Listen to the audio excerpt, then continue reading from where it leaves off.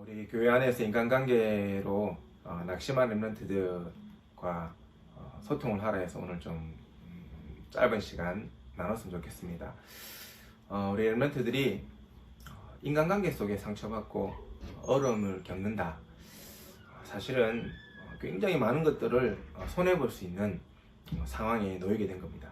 그래서 먼저 결론부터 얘기를 하자면 렘넌트들이 그런 인간관계에 속지 말고 성삼위 하나님의 사랑을 체험하고 그 속에서 여러분의 생각과 마음을 올바르게 가지는 응답을 누렸으면 좋겠습니다. 왜 그러냐?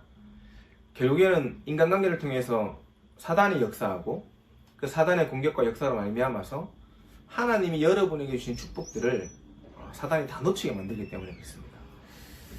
그래서 여러분은 정말로 상처에 묶여있지 말고 빨리 그것을 넘어설 수 있는 응답을 누리면 좋겠습니다. 근데 그것을 위해서 여러분이 조금 갖춰야 될 게 뭐냐? 먼저 이해할 게 필요합니다. 교회에 오는 많은 성도님들, 교회에 이미 계신 분들이 사실은 90% 이상이 치유받기 위해서 와 있거든요. 많은 성도님들이 창세기 3장, 6장, 11장에 나중심, 육신중심, 성공중심에 빠져서 그 어려움과 문제 때문에 그리스도로 말미암아서 구원받고 치유받기 위해서 신앙생활을 하고 있지 않습니까? 그렇다고 했을 때 여러분이 복음으로 포장된 그런 말들에 사실 상처받을 필요가 없는 거예요. 그 말에 상처받고 그 말이 흔들리는 순간 많은 부분에 여러분이 손해가 있게 되는 겁니다. 그래서 저분이 아직 복음이라고 얘기하고 복음은 가지고 얘기하는 것처럼 보이지만은 사실은 아직까지 치유 중이고 아직까지 많은 응답을 받아야 될 시간표가 있구나. 내가 아직까지 100% 치유되지 못한 분들의 말에 상처받지 말아야 되겠구나 라는 이해를 먼저 좀 했으면 좋겠습니다. 두 번째로 여러분이 영적 사실을 좀 제대로 이해하고 본다면 사실은 수용하고 초월할 수 있거든요. 무슨 말이냐면 여러분, 강아지가 짖어도 이 기차는 지나가잖아요. 그쵸? 아무리 개가 막 크게 짖고 아무리 센 개가 막 달려들어도 기차는 가요. 그 말은 사단이 여러분의 인간관계를 통해서 여러분을 속이고 공격해도 여러분이 걸어가는 언약의 여정을 흑암의 세력이, 사단의 세력이 절대로 막을 수 없다는 거예요. 그 영적 사실을 여러분이 분명히 안다면 여러분이 그런 공격을 당했을 때 흔들리실 이유가 없는 겁니다.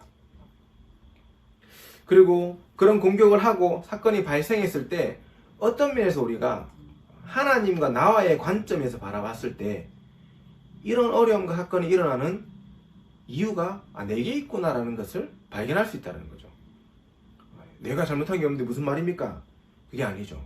사단은 여러분을 인간관계를 통해서 무너뜨리려고 하지만은 반대로 하나님은 여러분의 그 어려운 인간관계 속에 237과 치유와 서밋 빈곳의 현장을 살릴 언약의 여정의 그릇을 여러분에게 준비하게 하시는 시간표라는 거예요.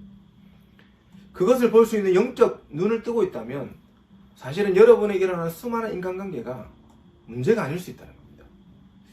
그 인간관계에 속아서 무너지는 그 상황과 상태 속에 머물러 있는 것이 아니라 여러분이 정말로 하나님의 계획을 보고 이게 내가 더 큰 응답 받을 수 있는 기회구나 라는 것을 붙잡는 시간표가 될 수 있다는 거죠. 그렇다면 여러분이 정말로 하나님이신 계획을 볼 수 있는 겁니다. 우리는 인간관계 무너지면 사실은 세상에서요 서밋될 수 없거든요. 여러분이 살아가는 세상은요 거의 인간관계로 연결되어 있어요.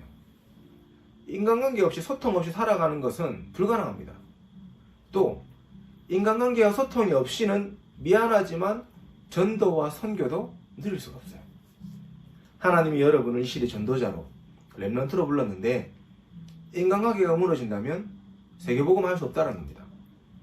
그렇다면 하나님이 지금 여러분에게 교회에서 왜 인간관계 속에 어려움을 주시냐? 여러분이 세계복음 할 수 있는 그릇을 준비하게 하게 하시는 하나님의 시간표. 그렇다면 여러분에게 일어나는 인간관계를 통해서 여러분은요 진짜 하나님의 계획을 붙잡을 수 있어야 됩니다.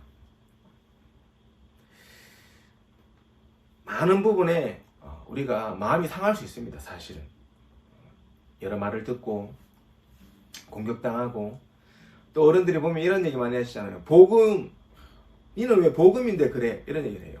근데 정작 미안하지만 그분들은 복음 아니잖아요. 어떤 면에서 보면. 제가 신앙생활을 하는 가운데 어떤 이 중요한 분인데, 이분은 워낙 모든 것을 다 갖췄고 어떤 면에서 실력도 있고 다 좋은데 이상하게 사람들을 힘들게 하는 분들이 계시더라고요.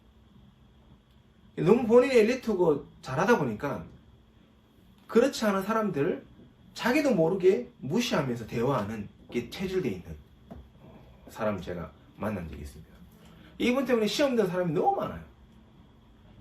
근데 그분 때문에 시험 들어가지고 무너지면 사실은 랩런트 손해일 거잖아요. 근데 어떤 랩런트는 보니까 그분의 말을 탁 듣고 오히려 자기 자신을 돌아보는 계기로 삼기도 하고, 또 어떤 면에서는 그분을 이해하고 그분을 놓고 기도하는 랩런트가 나오는데 굉장한 응답을 받기 시작하더라고요. 여러분이 앞으로 직장생활하고 사회생활하면요, 그런 만남들이 끊임없이 올 겁니다.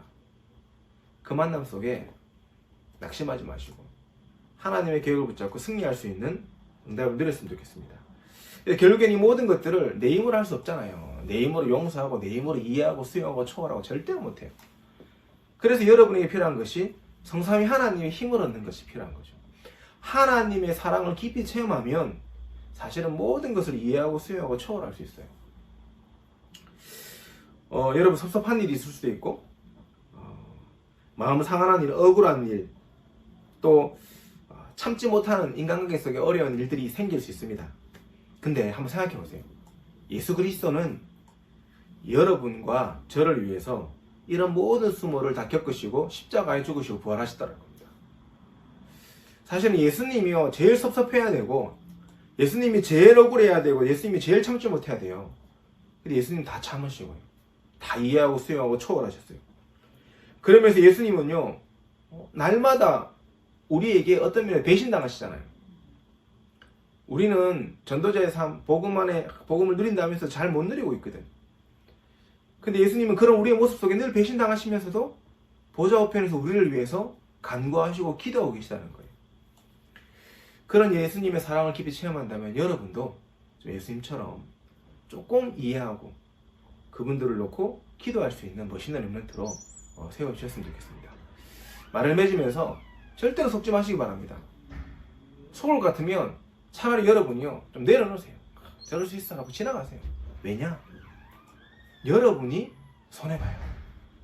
사단의 공격 속 여러분이 그 함정과 틀과 얼마 여러분이 빠져드는 거라니까요. 그래서 앞으로는 인간관계에 속지도 마시고 낙심하지도 마시고 하나님의 사랑을 체험하고 꿋이 인도받는 언약의 여정을 가는 승리하는 랩런트들이 되시기를 예수님 이름으로 축원드리겠습니다. 감사합니다.